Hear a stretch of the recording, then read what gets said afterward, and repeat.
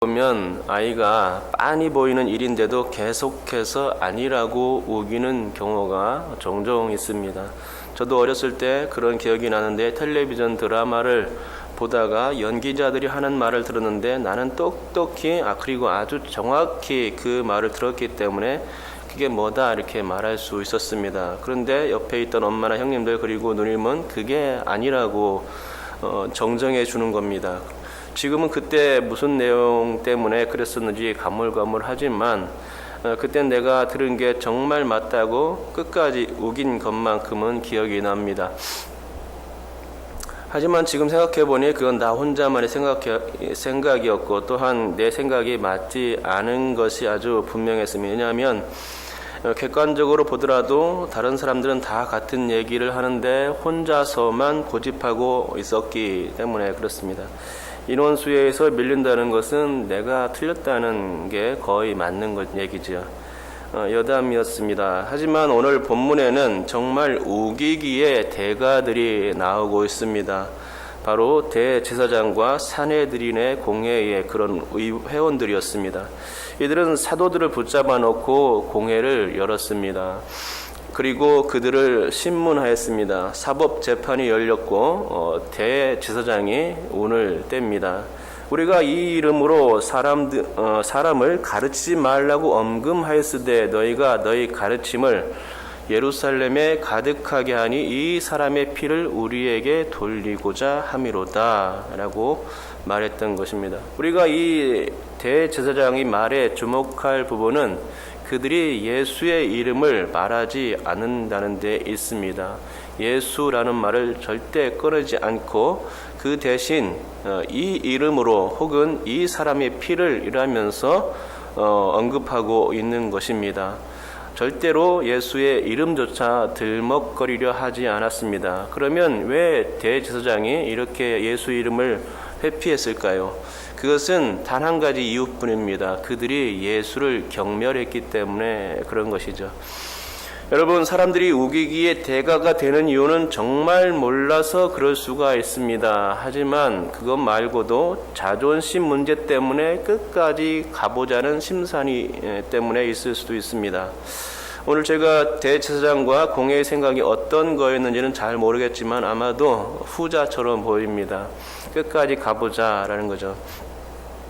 성경적으로도 고난받는 종이 예언되어 있고 부활에 대한 이야기들이 구약 성경에 분명히 나오기 때문에 부정할 것은 아니었을 것이고 그러기에 가타부타 성경이나 율법을 들먹여가며 말하지는 못했습니다.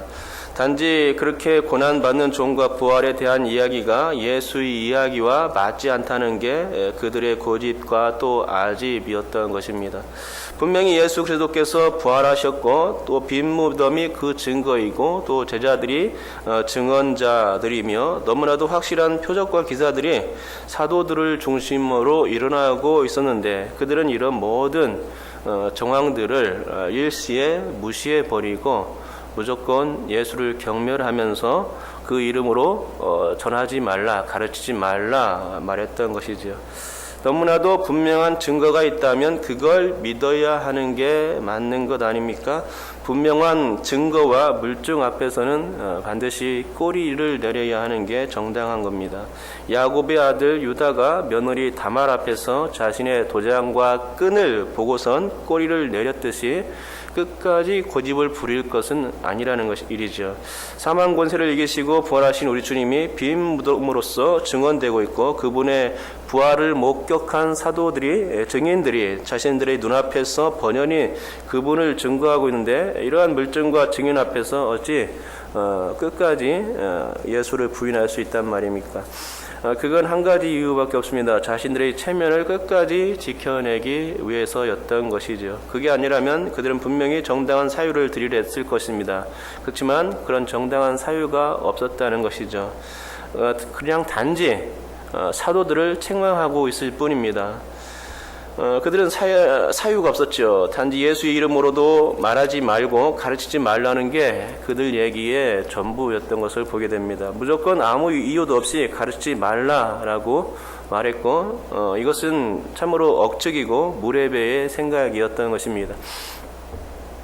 당시 최고 지도자들의 생각이, 종교 지도자들 그의 생각이 그랬습니다. 그들은 참으로 억지스러운 사람들이었고 그들은 참으로 영적인 무지의 소치를 자랑하고 있었습니다. 이건 납득도 안 되고 이해가 안 되는 일이었습니다. 그래도 이스라엘의 최고 엘리트요, 그래도 유대교의 영적 책임을 맡은 수장들인데 어찌 하나님의 뜻도 모를 수 있단 말입니까? 또 어찌 메시아를 알아보지 못할 수가 있단 말입니다.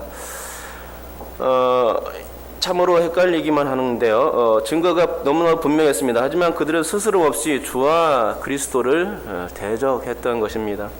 그들은 예수 이름으로 가르치지 말아야 할 정확한 이유를 가지지 못했습니다. 왜 예수 이름을 말하면 안 되지? 안 되는지 그 이유가 없었던 것이죠. 그저 예수가 싫었습니다. 그저 나사렛 출신 예수, 그 이름이 경멸스러울 뿐이었습니다. 거기엔 깊은 생각이나 사유가 없었고 다른 추가적 여지를 덧붙일 의향도 전혀 없었습니다. 예수는 신명기 21장의 기록처럼 나무에 달려 죽었으니까 저주받은 사람이야 라는 그런 생각으로 단정만 내렸고, 그 때문에 예수는 아니라는 생각 그 하나에만 고정되어 있었던 것입니다.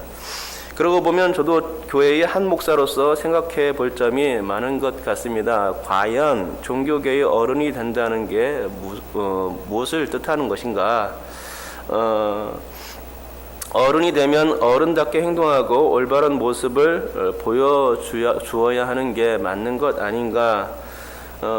잘 하시는 어른들도 많으시지만 간혹 세상을 흔들어 놓는 어른들을 보면서 그러면 안 되는 거 아닌가 이런 생각들을 해봅니다. 그건 본인 자신의 수치를 넘어서 교회를 부끄럽게 하는 것이 아닌가, 그들이 죽으면 주님 앞에서 과연 체면이 설 수 있는 것인가 하는 등등의 이런 생각들을 하면서, 그러면 나는 어떤가, 나는 과연 마음이 열려있고 복음에 열정이 있으며 또 예수 이름을 끝까지 자랑하고 또 그분의 이름만을 드러내고자 힘쓰는 사람인가, 아니면 예수 이름에 먹칠을 하며 또 아예 그분의 이름을 감추거나 들먹이기를 꺼려하며 또 예수 이름을 실추시키는 사람은 아닌가.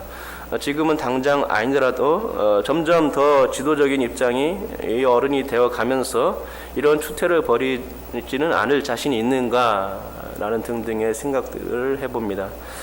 영적인 무지와 영적인 둔감에 처한다는 것은 예수 믿는 자의 소치이고 비극입니다. 그러니 오늘 대제사장과 공예의 원들을 생각하면서 그런 그들의 행동이 참으로 부끄럽게만 여겨집니다. 이들을 보면서 적어도 나는 우기기의 대장만큼은 되지 말아야 하겠다는 생각을 가져보는 것입니다. 여러분, 우기지 않을 것은 우기지 말아야 하죠. 자존심 때문에 끝까지 우기는 사람들을 보게 되는데 그건 자존심을 지키는 게 아니라 오히려 허무는 행동이죠. 누구라도 분명한 사실 앞에서는 겸허할 필요가 있고 자신을 내려놓고 멈춰서야 합니다. 그게 인간 관계에서든 도덕적인 견지에서든 맞습니다. 영적인 견지에서는 더욱더 맞는 얘기입니다. 맞습니다. 그러기에 이런 공회의 잘못된 주장과 발언에 대하여 사도들이 맞설 수밖에 없었습니다. 29절부터 32절까지죠. 우리 다 같이 29절만을 읽어보겠습니다. 29절 읽겠습니다. 시작. 베드로와 사도들이 대답하여 이르되 사람보다 하나님께 순종하는 것이 마땅하니라. 바로 이 말씀이 우리 성도들이 가져야 할 올바른 신앙입니다. 사람보다 하나님께 순종해야 맞습니다. 성경적인 이야기에 귀를 기울여야 하고 하나님의 뜻이 거기에 담겨서 있으므로 성경 말씀을 우리가 듣고 순종하고 행해야 하는 것이죠. 나무에 달린 예수가 살아난 것은 성경적 예언의 성취이자 하나님의 일이었습니다. 부활은 구약의 말씀이 증거한 바고 또한 예수께서 친히 말씀하셨던 바에 대한 확실한 증거였습니다. 이 부인할 수 없는 증거 앞에 공회는 고개를 숙여야만 했습니다. 성경의 권위는 하나님의 권위요, 하나님의 권위는 사람들이 반드시 따라야 할 모범입니다. 하지만 그들은 그러지를 못했습니다. 그러기에 베드로의 이 말은 공회를 향한 책망조의 말과 같은 것이지요. 여러분, 우리는 성경과 예수님의 말씀의 권위를 인정하는 사람들입니다. 성도들은 항상 하나님의 말씀 앞에서 고개를 숙여야 마땅합니다. 세상 사람들이 아무리 똑똑하고 또 아무리 권위가 있다고 하여도 그것이 성경보다는 못합니다. 최근에 개봉된 영화 예수는 역사다를 보신 분들이 계실 텐데 그 영화가 실례입니다. 그 영화는 실화를 바탕으로 하고 있고 책이 먼저 만들어졌는데 이번에는 영화로까지 만들어졌지요.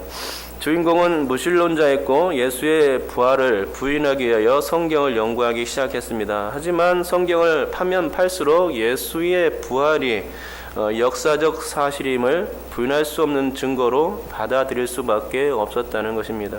결국 그는 처음 생각을 수정했고 예수는 역사다라는 결론을 내리기에 이른 것입니다. 처음에는 우기기 위해서 시작했던 성경 연구가 그 내용이 우길 만한 내용이 전혀 없었다는 것이죠. 그렇기 때문에 꼬리를 내린 것입니다. 너무나 분명하고 너무나도 확실한 이 성경 말씀은 확실히 믿을만 했고 또 그때 성경에 무릎을 꿇고선 역사적 예수를 받아들이게 된 것입니다. 그리고 나중에는 이 주인공 리 스토벨이 목사까지 될 수 있었던 것이죠. 맞습니다. 여러분, 우리는 하나님의 말씀에 순종해야 합니다. 세상 사람들의 말과 성경의 말씀이 부딪힐 때에 절대로 성경 말씀을 버려서는 안 됩니다. 오히려 성경 말씀을 세상 권위보다 상위에 두어야 합니다. 왜냐하면 세상의 권세보다 하나님의 권세가 훨씬 높기 때문입니다. 그러니까 본문 말씀에선 세상의 권세에 눌려서 하나님의 말씀을 전하지 못하는 상황이 된다면 과연 그런 상황에서 우리는 어떻게 해야 할 것인가? 주직은 듯이 그냥 있어야 되겠는가? 아니면 그래도 전파해야 할 것인가? 바로 이런 상황에서 진짜 신앙과 가짜 신앙이 나올 수밖에 없습니다. 우리가 세상이 압박당한다고 해서 결코 기죽을 건 없습니다. 왜냐하면 성경 말씀이 100% 맞는 말씀이기 때문입니다. 하나님의 권세가 세상의 권세보다 높기 때문입니다. 우리가 세상 권세에 대하여 하나님의 말씀을 들고서 맞붙는 것은 우리가 우기기 대장이 되어서가 절대로 아니지요. 그게 아니라 주님께서 하신 말씀을 주의 복음을 세상에 선포하라고 명령하셨기 때문에 우리는 그 말씀을 듣는 것뿐입니다. 예수의 이름이 세상에 편만하게 되는 것은 주님의 뜻입니다. 땅 끝까지 이르러 내 증인이 되어라 라고 주님이 말씀하신 것 아닙니까? 주님은 이 일을 너무나 시급해 하시고 영원 추수에 목말라 하십니다. 또한 우리는 예수의 증인이기 때문에 순종해야 맞습니다. 예수는 역사다의 주인공인 리 스토벨이 무신론자에서 예수를 믿는 자로 인생을 전환한 이유는 확실한 물증이 있었기 때문입니다. 여러분, 우리에게는 부인할 수 없는 예수가 있습니다. 부인할 수 없는 역사적 예수가 있습니다. 증거하지 않으면 안 될 예수의 이름이 우리에게 있습니다. 언제든 우리 안에서 꿈틀거리는 이 예수라는 그 이름이 우리의 모든 소망이 되고 있는 것입니다. 그러기에 예수님 우리의 소망이라는 이 사실을 체험한 우리는 우기기 선수들, 우기기 대장들, 우기기 박사들에게 우리의 소망을 내주어서는 안 됩니다. 영적인 무지를 갖춘 사람들은 보지 못하기 때문에 그럴 수밖에 없다지만 우리는 보는 자가 아닙니까? 영적 안목이 있는 자들인 우리가 보지 못하는 자들의 인도를 받을 필요는 없는 것입니다. 그러므로 우리의 신앙은 더 이상의 증거가 필요 없는 확실한 것임을 믿으시고 또 성경의 말씀을 신뢰하며 더불어 예수의 이름을 자랑하는 귀한 삶이 될 수 있기를 주님의 이름으로 축복합니다. 기도하겠습니다.